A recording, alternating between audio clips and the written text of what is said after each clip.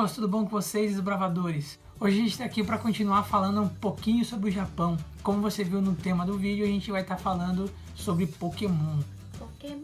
A gente pede para vocês que ainda não se inscreveram, que se inscrevam no nosso canal. Se gostarem do vídeo, deixem um curtir aí, compartilhe com seus amigos, porque a gente faz o canal para vocês, hein? Nós vamos falar sobre Pokémon, porque nós realizamos a montagem do Pikachu, como a gente tinha falado no vídeo de Natal. Nós íamos montar esse Pikachu 3D. Não tem como a gente só mostrar o vídeo sem falar um pouco sobre a história. O que é interessante sobre o Pokémon é que ele liga o Japão de diversas formas. Todo mundo conhece o Japão por grande tecnologia e pelos seus desenhos, e Pokémon está dentro disso, tanto que é um dos ícones da cultura pop do Japão. A franquia bilionária do Pokémon foi criada por Satoshi Tajiri. Essa ideia surgiu no final dos anos 80 e início dos anos 90. Uma coisa que surgiu antes dessa ideia foi o Game Boy. Todo mundo sabe que o Game Boy foi um sucesso imenso de vendas no Japão e no mundo todo. E vendo esse potencial, ele teve a ideia de criar um jogo onde as pessoas caçariam esses monstros. Ele idealizou esse mundo cheio de monstros, onde as pessoas desses Pokémons viveriam em harmonia. Mas a grande inspiração dele foi que quando ele era criança, ele colecionava insetos. O que fica difícil da gente imaginar isso é porque quando a gente imagina o Japão, a gente imagina cidades grandes, como Tóquio, Osaka, essas cidades gigantescas que existem no Japão, que só tem prédios e coisas tecnológicas. Mas na verdade o Japão é constituído por muitas cidades pequenas, que você tem uma plantação de arroz a cada esquina. Essa é a grande realidade do Japão. Assim como no Brasil nem tudo são cidades, muito é campo, plantações e mata, aqui no Japão as cidades têm plantações dentro de si. Aproxima as pessoas muito dos animais, dos insetos, de vegetação.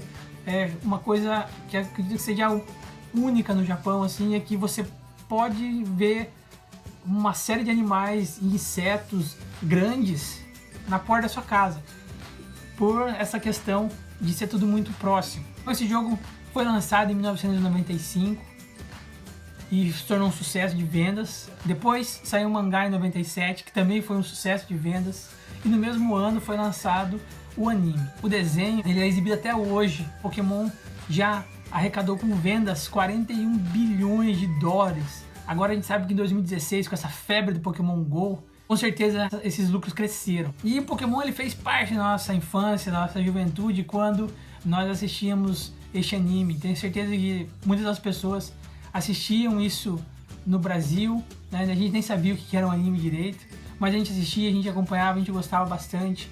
Claro que isso tudo foi ficando para trás quando a gente foi crescendo, porém esse Pokémon GO ele deu essa oportunidade de a gente relembrar, de a gente ter essa nostalgia para a gente se tornar um caçador de Pokémon, como a gente queria ser quando era criança. O Pokémon GO ele fez uma coisa muito interessante, porque com os jogos e o anime e os mangás, eles levavam a gente para dentro das casas, para frente da televisão, para frente do computador para ficar jogando. E, em compensação, o Pokémon GO levou a gente para o mundo real, para fora, para explorar a nossa vizinhança, explorar o mundo. Nós aqui, por exemplo, eu e a Dona Bárbara, a gente aproveitou bastante do Pokémon GO para conhecer lugares inusitados. A gente conheceu alguns templos que estavam perto de casa que nós jamais iríamos conhecer, jamais a gente iria pensar em pesquisar, porque eles são Pokéstops. Então você precisa coletar os seus itens, você vai para lá e acaba encontrando lugares incríveis. Se esse foi o objetivo do jogo, ele cumpriu perfeitamente. Mas o Pokémon, ele se envolveu em diversas polêmicas por trazer conceitos distantes da realidade do Ocidente. Existiu um episódio que gerou muita polêmica pelas pessoas que não gostavam da exibição do desenho, porque crianças não se sentiram bem à exposição num certo episódio. Também as diferenças culturais, onde a gente via monstros sendo adorados pelas crianças do anime, fizeram que muitas pessoas achassem que esse desenho influenciava de forma negativa seus filhos. A grande realidade é que nós do Ocidente, nós desconhecemos o Oriente, porque ele é envolto, tudo no Oriente é envolto por lendas e mitos. As nossas lendas e os nossos mitos são representados de formas totalmente diferentes no Oriente. com outros símbolos. Então muitas das vezes a gente acha que a questão de falar sobre dragões, sobre monstros é algo terrível. Um monstro ou um ser sobrenatural é algo negativo. E aqui algumas vezes é algo positivo. Existem criaturas sobrenaturais que ajudam. Uma coisa muito interessante de falar sobre esses mitos é que o Japão ele é basicamente shintoísta. No shintoísmo, Deus, Kami, ele está nas coisas, ele está nos objetos, está na natureza, inclusive nas pessoas. É por isso que os japoneses têm tanto respeito pelas coisas e pelas outras pessoas.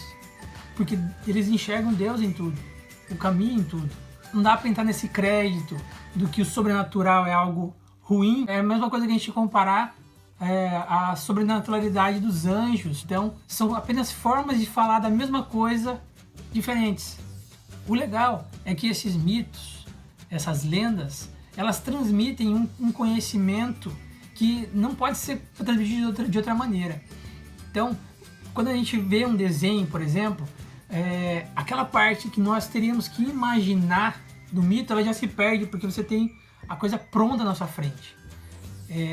Isso que diferencia os contos antigos dos contos modernos. Muitos dos Pokémon eles foram inspirados em lendas orientais, principalmente lendas japonesas e chinesas. Vamos falar de 5 Pokémons que foram baseados em lendas orientais. O primeiro Pokémon que eu quero falar é o Meow.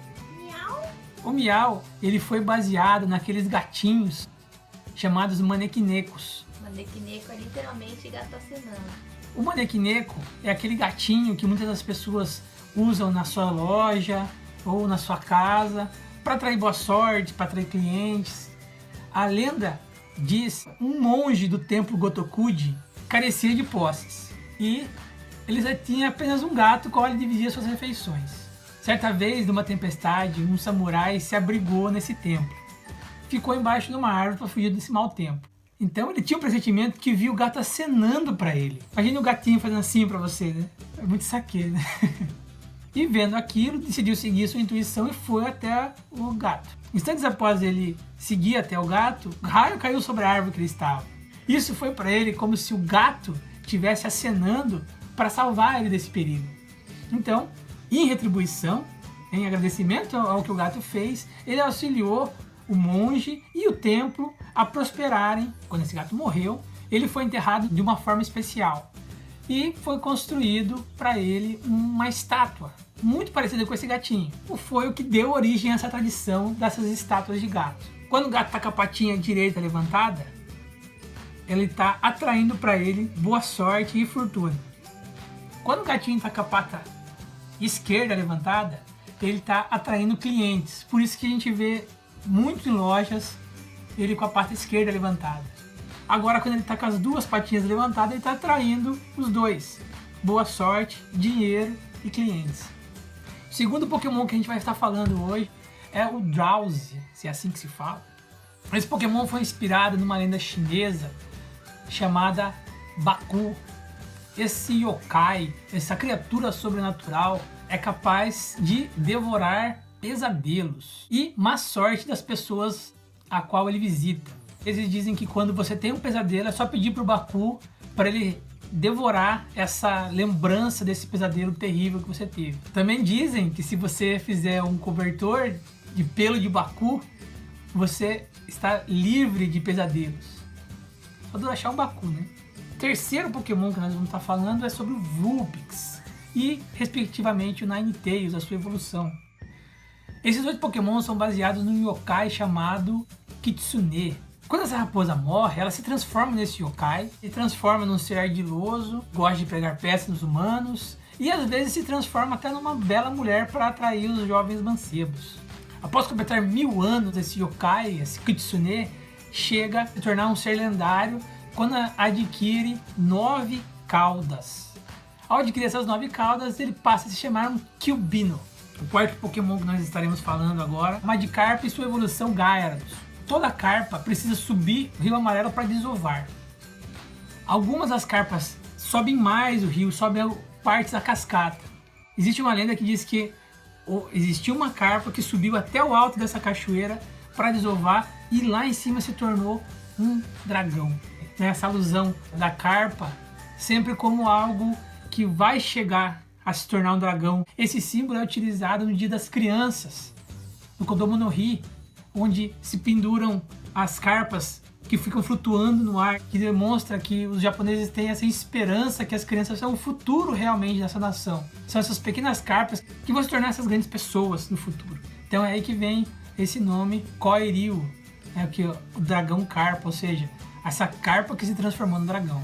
Para finalizar agora, a gente falando do nosso quinto Pokémon, nós vamos estar falando do Moltres.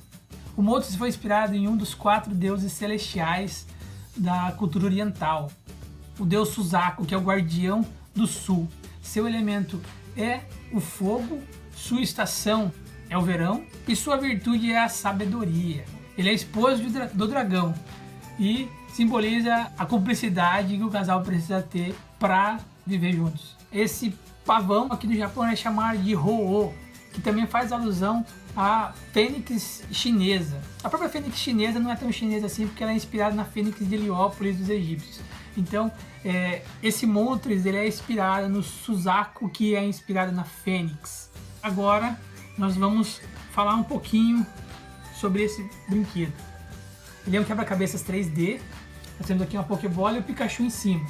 Esse próprio Pikachu também ele teve uma inspiração no mundo real. Ele foi inspirado no coelho mágico de Li, na China.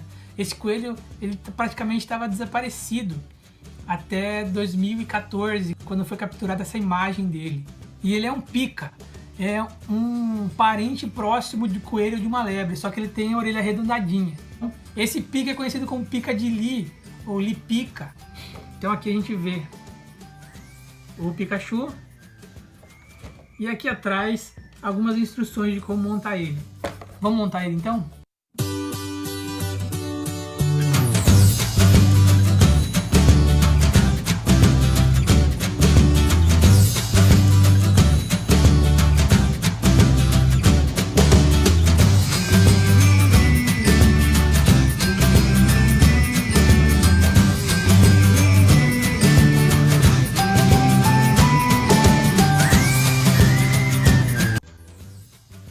A gente demorou um pouquinho mais de uns 40 minutos para montar esse Pikachu. E é bem legal porque ele vem com instrução certinho de como montar ele, peça por peça. A gente achou muito complicado no começo, porque nenhuma peça encaixava em lugar nenhum. Porém, foi muito legal montar ele. A gente comprou ele no Natal. Foi a Dona Bárbara que montou ele pra gente. Foi bem legal, porque ele é muito fiel no desenho.